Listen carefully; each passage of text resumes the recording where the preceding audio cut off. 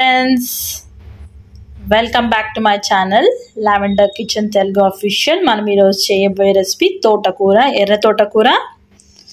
ఇవి చేపలండి, dry fish, ఎండిన చేపలు.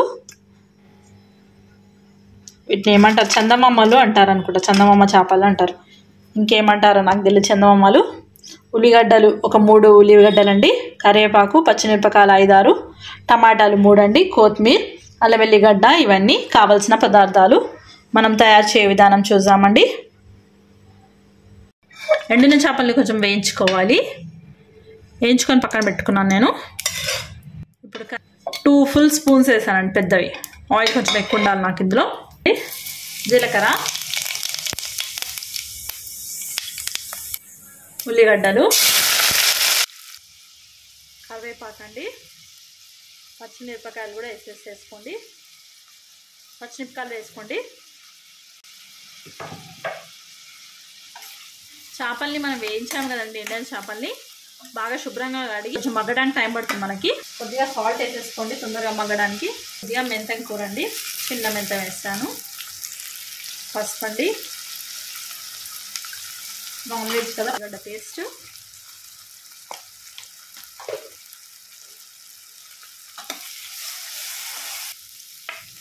టమాటా వేసేస్తానండి. ఇదండి, ఇవి వచ్చేసి తలలు తోకలు తీసుకోవాలి. మనం వేయించి పెట్టుకున్నాం కదా డ్రైగా. ఈ తల చూపిస్తాను మీకు, తల తోక ఇలా 2 తీసేసుకోవాలి. తీసుకొని బాగా వాటర్లో వాష్ చేసుకోవాలి. ఇప్పుడు కర్రీలో వేస్తున్నాను నేను.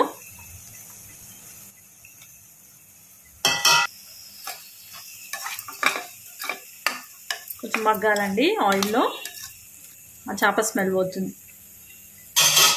ఇందులో మనం కారం పొడి వేసేద్దాం. ఒక 3 స్పూన్స్ వేసానండి నేను. సాల్ట్ వేసుకుంటున్నాను నేను. ఇప్పుడు కొంచెం మగ్గాక ఆకుకూర వేసామండి. మనం ఇప్పుడు ఈ కర్రీని మనము టమాటోస్ వేసి కొంచెం చింతపండు వేసుకొని కూడా వండుకుంటే చాలా బాగుంటుంది. టమాటోతోటి కొంచెం పులుసు, చింతపులుసు వేసుకుంటే చాలా బాగుంటుంది. లేదంటే టమాటో కర్రీస్లో కూడా వేసుకోవచ్చు. మీరు కావాలంటే బీరకాయ కూరలు వేసుకోవచ్చు, ఈ చేపలు, చిక్కుడుకాయ కూరలు వేసుకోవచ్చు, ఏ దాంతోటైనా వేసుకోవచ్చు. నేను ఇప్పుడు ఆకుకూరతో వేసి చూపిస్తున్నాను మీకు. లేకపోతే ఆల్రెడీ ఏంటంటే మన ఛానల్లో నేను మీకు బొమ్మిడాల పులుసు చూపించాను కాబట్టి ఇది ఆకుకూర వేసి ఇలా వెరైటీగా చూపిస్తున్నాను మీకు. ఇప్పుడు ఆకుకూర వేసేసేయాలండి.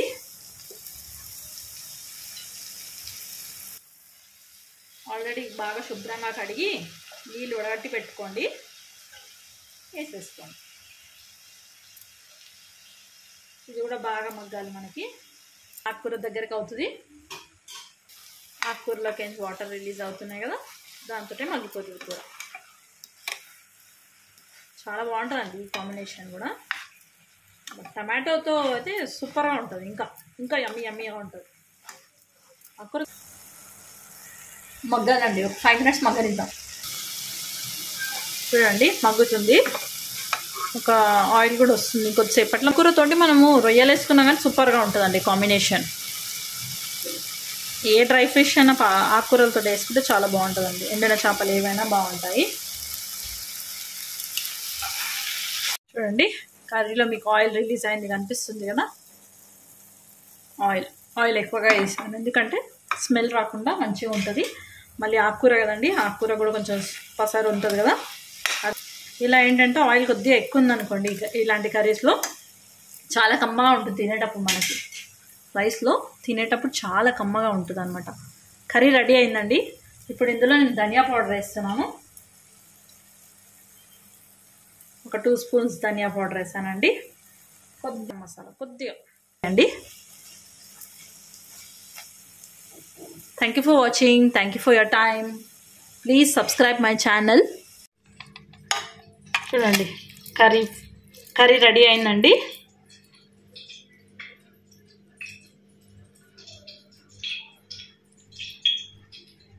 రైస్తో బాగుంటుందండి, సూపర్గా ఉంటుంది. రైస్ కాంబినేషన్తో బాగుంటుంది కర్రీ. ఒకసారి ట్రై చేయండి మీకు ఇంట్రెస్ట్ ఉంటే.